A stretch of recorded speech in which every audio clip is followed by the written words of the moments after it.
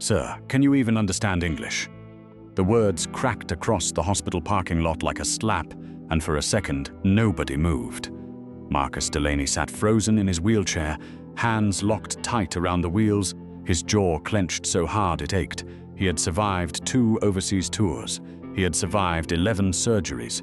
He had survived a full year of relearning how to walk in a body that no longer wanted to cooperate, but nothing in all of that had prepared him for the particular sting of being talked down to in a hospital parking lot by a man wearing the same kind of badge he had once trusted with his life. Behind him, a phone rose into the air. A small red light blinked steadily. Recording, the officer never noticed. He was too busy enjoying the sound of his own voice, too caught up in the small, ugly thrill of being right, or at least of being loud enough to seem right. He had no idea that in 90 seconds, this moment was going to cost him everything he had built over 9 years.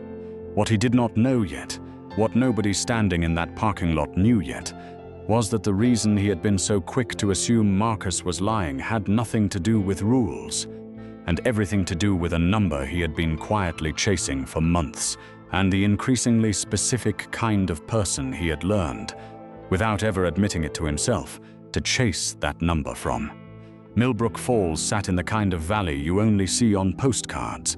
Church steeples rose above rows of maple trees that turned gold and orange every October. Main Street still wore the same faded sign above the hardware store that it had worn for 30 years. The local diner served bad coffee and better gossip, and everybody seemed to know everybody else, at least well enough to wave. The biggest scandal anyone could remember before that particular October was the mayor's nephew getting a DUI on prom night. Marcus had made this town his home 6 years earlier. After the war, after months in a hospital overseas, after a long and unglamorous stretch of rehabilitation that taught him, slowly and painfully, how to live inside a body that no longer worked the way it used to. An explosion outside a checkpoint had taken the use of his legs and most of his patience for pity. He rebuilt himself instead, piece by piece, the same stubborn way he approached everything in life. He opened a small bike and mobility equipment repair shop out of a converted garage on Elm Street. It was not glamorous work. It did not make him wealthy, but it made him useful, and after everything he had been through, useful was the only currency that Marcus really cared about anymore. Every Tuesday and Thursday, without fail, he wheeled himself over to Millbrook Falls Memorial for physical therapy, parking in the same accessible spot near the side entrance, the one marked with a faded blue symbol, its sign bent sideways by a snowplow 2 winters back and never properly fixed. He always parked in that same spot. He always displayed his placard, clipped neatly to a lanyard hanging from the mirror of his old pickup truck, a vehicle retrofitted years earlier with hand controls so he could drive it himself. That particular Tuesday in early October, a pothole out on the highway had knocked the placard loose from its clip. It slid off the mirror and landed face down on the passenger seat, completely invisible from outside the truck. Marcus never noticed. Why would he? It had never mattered before. It had never once been a problem in 6 years, but somebody else noticed. Officer Craig Holsteader noticed. Craig had been with the Millbrook Falls Police Department for 9 years, and for at least 6 of those years, his colleagues had learned to give him a wide berth on slow afternoons. He wrote citations with the flourish of a man signing a peace treaty. Some of the older residents genuinely appreciated that Main Street never had cars blocking the fire lanes on his watch. But underneath all that diligence was something else entirely. A deep, restless need to be the one holding the pen, the one deciding in any given moment who was telling the truth and who was not. What nobody in the department ever said out loud, though more than a few suspected it privately, was the quota. It was never written down anywhere that would survive a records request. But every single officer at Millbrook Falls PD understood, in that unspoken way institutions teach people things, that citation numbers came up at review time.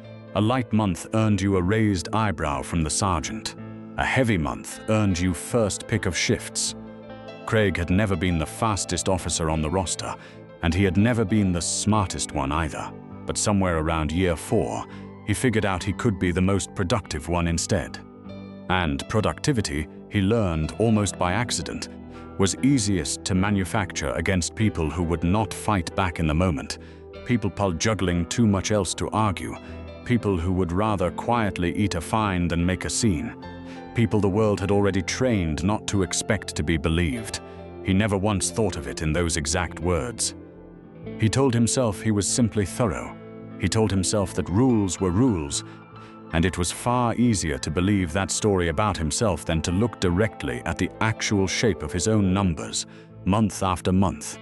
He had already had a bad morning that particular Tuesday. His sergeant had passed him over for a training slot, giving it instead to 2 officers junior to him. His coffee had gone cold in the cruiser because a fender bender out on Route 12 had eaten his lunch break. And when he rolled past the hospital lot on routine patrol and spotted a beat-up pickup truck sitting in the accessible spot with no visible placard, something inside him lit up. It was not concern for anyone's safety. It was a kind of grim, hungry satisfaction, the feeling of a man who had finally found somewhere to put all his frustration. He parked his cruiser at an angle behind the truck, effectively blocking it in, and stepped out, already reaching for his ticket book, pen in hand, before his boots had even fully touched the pavement. Marcus rolled out through the side doors of the hospital that afternoon, digging through his bag for his key fob, and saw the cruiser first. Then he saw the officer standing beside the driver's door, pen already moving across the pad. "Excuse me," Marcus called out. "That's my truck." Holsteader did not look up right away. "This vehicle is parked in a designated accessible space without a visible permit. That's a $200 fine in this state." "I have a permit," Marcus said evenly. "It's clipped to my mirror. It must have slipped." Holsteader finally looked up, and something about the way his eyes moved, down to the wheelchair, then back up to Marcus's face, made Marcus's stomach tighten in a way he recognized instantly from another lifetime entirely. "Slipped," Holsteader repeated, almost tasting the word, as if testing it for lies. "Convenient, it's not convenient, it's Tuesday." Marcus kept his voice level and calm. He had learned a long time ago that raising your voice at an armed man holding a citation pad rarely improved the situation. "It's sitting right there on the passenger seat. You're welcome to look." "I'm not in the habit of taking a citizen's word for where his own belongings happen to be," Holsteader said, and there was a ripple of performance under it now, as if he had noticed the dog walker across the lot slowing her pace, or the man loading groceries 2 spots over pausing mid-motion, a bag half in his trunk. "Then look through the window," Marcus said simply. Holsteader did not move toward the truck at all. Instead, he clicked his pen shut with a small, decisive snap. "You people always have some kind of excuse ready. Permit slipped. Battery died. I've heard every version of it." The words landed somewhere deep behind Marcus's ribs. "You people." He did not know precisely what category Holsteader meant by that. Disabled, veteran, a man in a wheelchair who dared to park exactly where the sign said he was allowed to. But he recognized the tone immediately. He had heard it before. In waiting rooms, in insurance phone calls where his very existence seemed to register as an inconvenience on somebody's spreadsheet. "I'm not making an excuse," Marcus said, quieter now, more controlled. "I'm telling you exactly where my permit is. You're welcome to verify it, instead of simply assuming the worst." "Sir, I asked you a question. Can you even understand English?" The lot went completely, uncomfortably quiet. The dog walker gasped audibly. The man with the groceries set his bag down on the pavement entirely, forgetting about it altogether. Marcus stared at Holsteader for a long moment. He had grown up not far from this very town. He had marched in a mediocre high school band, played on an even more mediocre football team, and enlisted at 19 because his father had done the same, and his grandfather before him. He had never once in his life, not one single time, been asked that particular question. Hearing it now, from a man wearing a uniform he might once have called a brother of sorts, felt like being slapped with something he could not quite name. "I understand you perfectly," Marcus said, his voice gone very still and very steady. "I understand that you decided I was lying before you bothered to check a single fact. I understand that you're far more interested in being right than in being correct. Those are not the same thing, officer. Don't get smart with me." Holsteader took a step closer, close enough that Marcus had to tilt his head back slightly to hold eye contact, which Marcus suspected was exactly the intended effect. Behind him, a small crowd had begun to gather, the way people always seem to gather around any raised voice in public. He did not turn to look at them. He kept his eyes fixed on the pen, on the citation book flapping faintly in the October wind. "I want your license and registration," Holsteader said. "And I want to see this famous permit of yours." "It's in the truck," Marcus said, "which you've now blocked in completely. Step back and I'll show you." Holsteader did not step back an inch.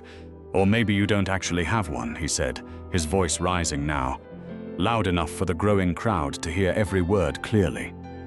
"Maybe you're used to people looking the other way because of—" He gestured vaguely toward the wheelchair, toward all of Marcus. "This. Maybe you think that thing gives you some kind of free pass." Something in Marcus's chest went cold and very, very calm, the exact same calm that had once let him keep a steady hand while the entire world around him exploded into chaos. "Careful," he said quietly. "Or what?" A young woman standing near the bike rack, phone already raised, spoke up for the first time. "Sir, I'm recording this," she said, her voice shaking slightly but perfectly clear.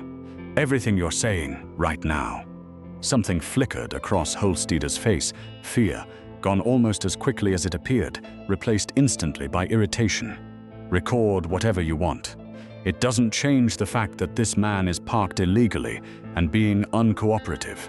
"I'm being reasonable," Marcus said, "which is apparently a completely foreign concept to you. Watch your mouth." "Or what?" Marcus echoed back, real steel running through his voice now. "You'll ticket me for talking back? Go right ahead, officer. Do it in front of the camera." Holsteader's jaw worked silently. The crowd had grown to 8 or 9 people by now, phones lifting into the air like a small forest of glass. He looked around at all of them, really looked, and Marcus watched something shift visibly behind his eyes. This was no longer a private power play in an empty parking lot. This had become a stage, and he was very clearly losing it. "Step clear," Holsteader said stiffly, already moving back toward his cruiser. "I'll pull forward so you can get your permit. This isn't over." "No," Marcus said, wheeling himself toward the truck as the cruiser inched slowly away.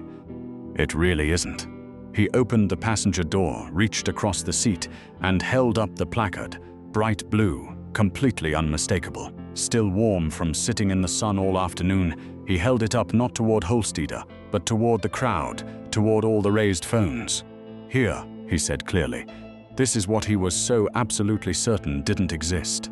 Holsteader's face had gone blotchy red. He snapped his ticket book shut with a sharp motion. "This isn't the end of this," he muttered, low enough that only Marcus and the young woman with the phone actually caught the words. He was right, in a way he never intended to be.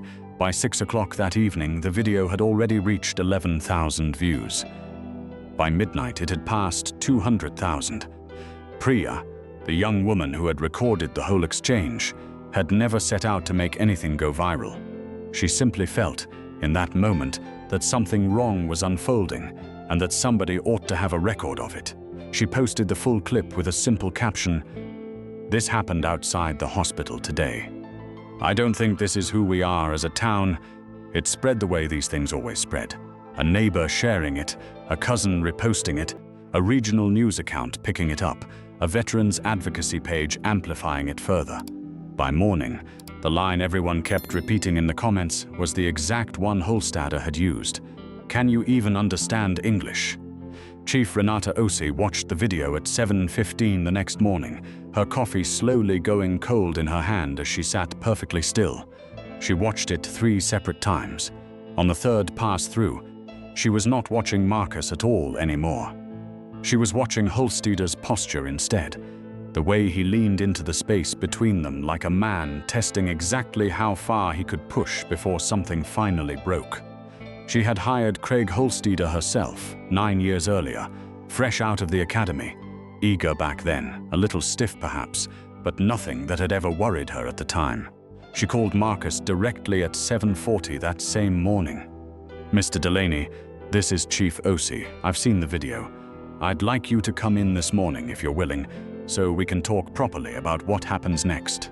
"With respect, Chief," Marcus said, tired in a way that had nothing whatsoever to do with sleep. "I've had people apologize to me before for things that never actually got fixed afterward. I'll come in. But I'd like to know what taking it seriously actually looks like before I let myself get my hopes up." It was a fair question, and it turned out to matter a great deal, because what happened over the following several weeks was not the clean, satisfying unraveling either of them fully expected. Osei placed Holsteader on paid administrative leave that very morning. Paid, not unpaid, because departmental policy technically required it. Pending a formal review, a detail that made Marcus's jaw tighten uncomfortably the moment he heard it. An internal complaint was officially opened, but Millbrook Falls PD had exactly one investigator qualified to properly handle it, and that investigator happened to be on medical leave himself for another 3 full weeks. For most of October, the case simply sat there untouched. Marcus, however, did not sit with it quietly. He had learned over years of fighting for benefits that should have been automatic, that patience was not at all the same thing as trust, and that paperwork left completely alone tended to quietly grow roots and disappear. He filed a formal complaint himself, in writing, properly time-stamped. He asked politely but repeatedly for an official copy of it. He asked Priya to keep the original unedited video, time-stamped and backed up in 2 separate places, because he had learned that lesson too, the hard way over the years. He also did something the department had never asked him to do. He went to the local newspaper, not for revenge exactly. He told the reporter, a tired, sharp-eyed woman named Denise Cho, who had covered county council meetings for 11 straight years and looked permanently unimpressed by all of it, that he did not want a hit piece written about Holsteader. He wanted someone keeping honest score who did not answer directly to the chief. "I want to know if this was the first time," he told her plainly. "I have a feeling it wasn't." Denise Cho filed a formal records request for citizen complaints against Holsteader going back 5 full years. It took the department 11 business days to respond, a delay she noted publicly, in print, as itself being notable. What eventually came back was not a smoking gun. It was worse in its own quiet way, because it was so utterly ordinary. 4 separate complaints over 3 years, each one only a paragraph or 2 long, each one closed with the exact same boilerplate line, "Reviewed." No further action recommended, no pattern ever flagged, no cross-referencing between them. One complaint came from a retired schoolteacher named Eleanor Vasquez, who had been told, after asking Holsteader to repeat himself during a routine stop, that maybe she shouldn't be driving at all if she couldn't hear a simple question. Nobody from the department had ever called her back. When Denise Cho finally reached her, months later, Eleanor said quietly, "I figured that was just how it goes." 2 other complaints followed a similar shape, a man using a folding cane, mocked for a fake injury, and a mother traveling with a service dog, told plainly that it wasn't fooling anyone. The 4th complaint mattered more than the rest, because it had come from a fellow officer. 2 years earlier, a rookie who had ridden along on a shift and noted, in a single terse sentence buried inside a report, that Holsteader seemed to target citations toward easier stops toward end of month. That rookie transferred departments 6 months later. Nobody ever followed up. That single detail changed the shape of the whole story. Not a hidden confession, not a dramatic reveal, but simply a records clerk named Marisol, tasked with pulling the file, who read that one sentence twice and thought, "End of month." She pulled the citation logs herself, off the clock, because it nagged at her. She built a simple spreadsheet, citations organized by week, by officer mapped against the department's own internal productivity memos. Memos technically never meant to function as a quota, and technically not one, but functioning exactly like one anyway in practice. The pattern was not subtle once laid out side by side. Holsteader's citation numbers spiked reliably during the last week of every month, and those citations went disproportionately to exactly the kind of people who would never push back. Elderly drivers, people with visible disabilities, anyone whose first instinct was to apologize rather than argue. Marisol almost did not send her findings anywhere. What finally moved her was something small and specific. She remembered Eleanor Vasquez's original complaint because she herself had filed it back in February, and remembered thinking, even then, that the tone read wrong, too particular to be a one-off bad mood.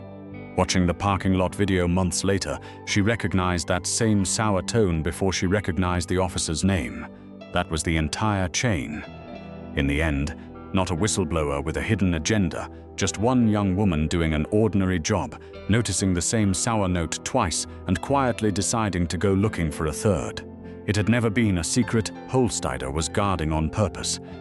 It was closer to something he had built without ever quite admitting it to himself. A habit dressed up as diligence, a number he needed, and a category of person who made hitting that number easy. Craig Holsteader was not, as it turned out, a simple man to file away as a monster, and the people who knew him best found that the hardest part of the whole autumn. His ex-wife, reached briefly by Denise Cho, said only that he had been a rule follower before he was anything else, ever since his own father, a state trooper for 26 years, had made it clear that falling short of the numbers was the one unforgivable thing.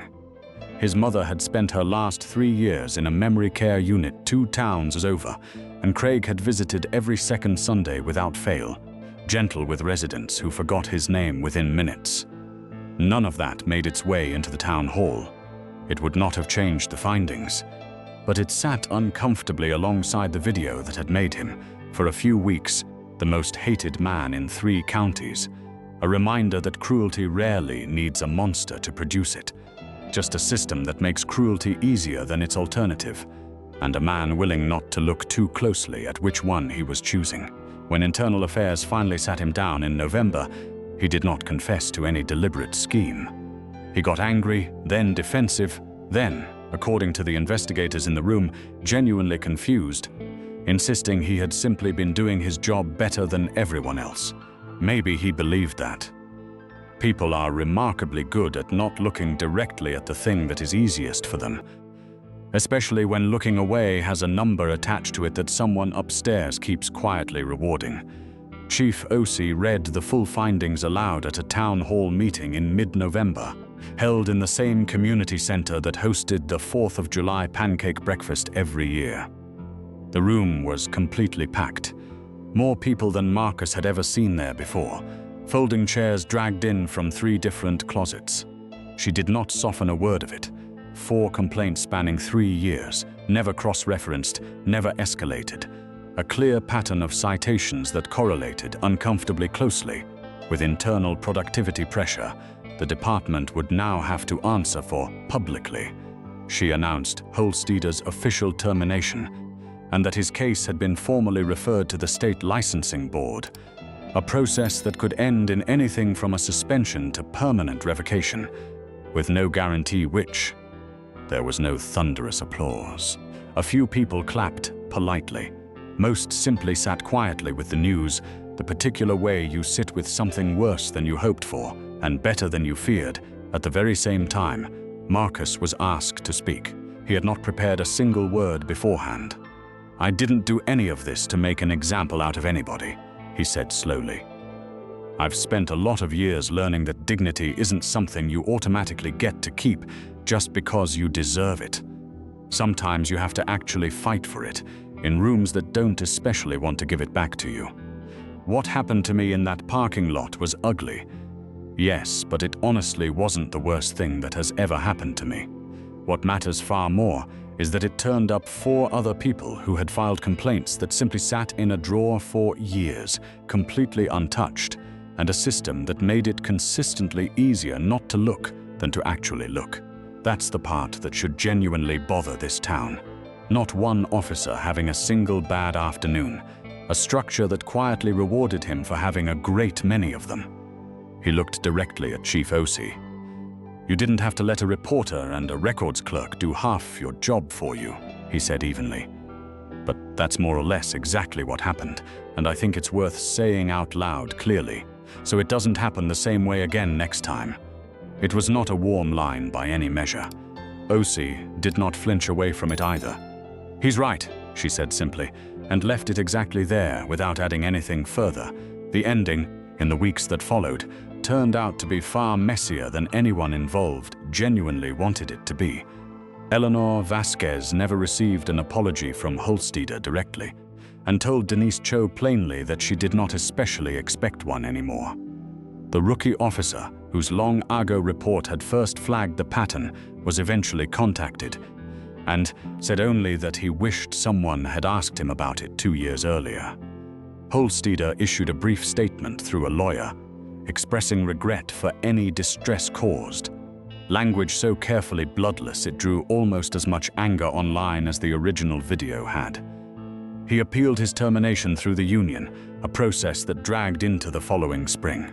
The state licensing board's review remained open 8 months later, its outcome still unknown to Marcus or to anyone else in Millbrook Falls. What did change, quickly and concretely, was something far smaller than any headline. Chief O.C. formally ended the informal citation review that had functioned as a quota in everything but official name.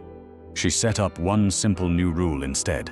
Any complaint filed against any officer, however minor it looked on its own, would now be logged in a shared file visible to every supervisor and checked against every other complaint on file before it could be closed.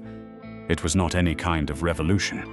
It was quite literally just a spreadsheet. But it was the specific, unglamorous thing that had been missing the whole time, and everyone in that room understood exactly what it would have caught years earlier if it had existed then. Marcus went back to his shop on Elm Street the following Monday, as he always did. He still parked in that same accessible spot every Tuesday and Thursday, his placard checked twice now, out of quiet habit more than real necessity. Nobody ever questioned it again. Nobody needed to. But something in the town had shifted, quietly and permanently. The way a single visible crack in a foundation makes people go back and check every other wall. Millbrook Falls had believed itself the kind of place where nothing like this could happen. What the town learned instead, over 6 slow and unglamorous weeks, was that the real reason it hadn't been caught sooner had nothing to do with luck, and everything to do with the simple fact that nobody had ever been required to look. Marcus never set out to change anything at all. He simply refused to disappear quietly in a parking lot on what should have been an ordinary Tuesday, and refused afterward to let the paperwork disappear quietly too. That second part, as it turned out, was the one that actually mattered most. On the following Tuesday, as he wheeled himself out of his shop past the maple trees turning gold along Elm Street, a neighbor waved to him from across the road, exactly the same way she always had for years. Marcus waved back, unhurried and calm. Nothing about that moment looked any different from any other Tuesday. But he knew, and the whole town knew it too, that something underneath the surface of that ordinary afternoon had shifted, quietly and permanently, for good.